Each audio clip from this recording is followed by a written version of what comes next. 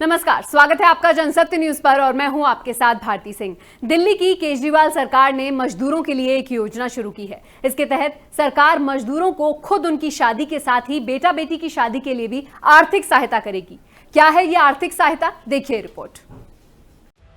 दिल्ली की अरविंद केजरीवाल सरकार ने कोरोना की मार झेल रहे मजदूरों के लिए योजना शुरू की है। इसके तहत सरकार पंजीकरण कराने वाले मजदूरों को खुद उनकी शादी के साथ ही बेटा बेटी की शादी के लिए आर्थिक सहयोग देगी। पंजीकृत महिला मजदूर की शादी के लिए 51, पुरुष मजदूर की शादी के लिए 35,000 की सहायता राशि सरकार देगी। इसके अलावा मजदूरों की बेटी की शादी के लिए 51 और बेटे की शादी के लिए 35,000 रुपए आर्थिक सहयोग देगी।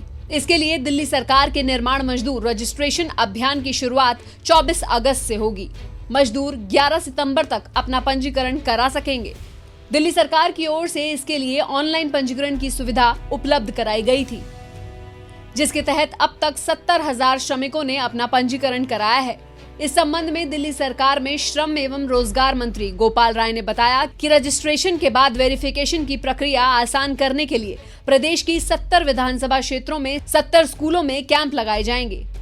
उन्होंने कहा कि मजदूर सरकार की ओर से चिन्हित स्कूलों में जाकर आवेदन कर सकते हैं। इस अभियान के तहत कैंप में ही वेरिफिकेशन की प्रक्रिया भी पूरी हो जाएगी, जिससे मजदूरों को सरकारी दफ्तर का चक्कर न काटना पड़े।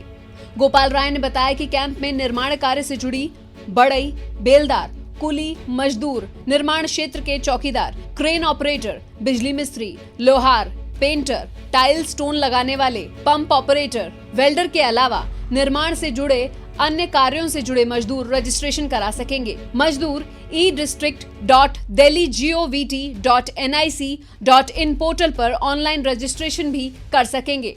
दिल्ली सरकार की ओर से मिली जानकारी के मुताबिक रजिस्ट्रेशन कराने वाले मजदूरों की उम्र 18 साल से अधिक और 60 साल से कम होनी चाहिए। साथ ही मजदूरों को 12 महीने में 90 दिन का काम करने का सर्टिफिकेट देना होगा। जिस साइट पर काम कर रहे हैं वहां के नियोक्ता की ओर से या निर्माण क्षेत्र की ट्रेड यूनियन की ओर से लिखित सर्टिफिकेट दिए जा सकते हैं। मजदूर अपने काम का सेल्फ सर्टिफिकेट भी दे सकते हैं, लेकिन जानकारी गलत पाए जाने पर उनके खिलाफ कार्यवाही की जाएगी। रजिस्ट्रेशन और वेरिफिकेशन के लिए एक फोटो, लोकल आईडी, बैंक का खाता नंबर, किसी भी राज्य का आधार कार्ड अनिवार्य होगा। दिल्ली सरकार ने सभी विधायकों, मजदूर संगठनों, सरकारी एजेंसियों के इंजीनियरों को पत्र लिखकर मजदूरों को रजिस्ट्रेशन के लिए कैंप तक पहुंचाने की मदद करने की अपील की है।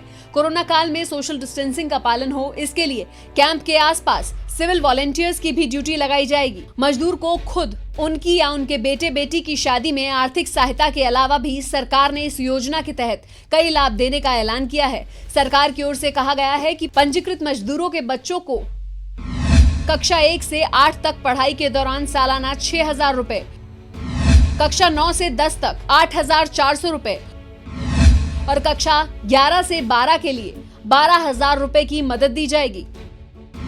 कॉलेज की पढ़ाई के लिए सालाना 36,000, ITI और LLB की पढ़ाई के लिए 48,000, पॉलिटेक्निक की पढ़ाई के लिए 60,000 रुपए, इंजीनियरिंग और मेडिकल की पढ़ाई के लिए 1,20,000 रुपए की सालाना मदद की जाएगी। सरकार स्वास्थ्य और प्रसूति के लिए 2 बच्चों तक 30,000, वृद्धावस्था पेंशन प्रतिमाह 3,000 रुपए, दुर्घटना में मृत्यु की स्थिति में 2 लाख और सामान्य मृत्यु की स्थिति में 1 लाख रुपए के मुआवजे के साथ ही अंत्येष्टि के लिए 10,000 रुपए की मदद करेगी। अपंग हो जाने पर मजदूर को 1 लाख रुपए के मुआवजे के साथ ही असक्षमता पेंशन 3,000 रुपए प्रतिमाह देने का भी ऐलान सरकार की ओर से किया गया है।